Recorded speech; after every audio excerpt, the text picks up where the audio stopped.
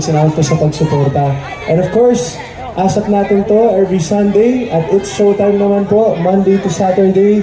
Mapapanood nyo na rin po kami sa GMA, so sana supportan nyo po ang shows na yan. And of course, meron po akong concert sa Araneta Coliseum on June 1. So kung gusto niyo pong bumahe sa Manila, magsa-celebrate po ako ng 10th anniversary po sa industriya sa Araneta sa June 1. So please, buy your tickets now sa ticketnet.com.ph. And ayan, gusto niyo pa po ba ng isa pang kanta?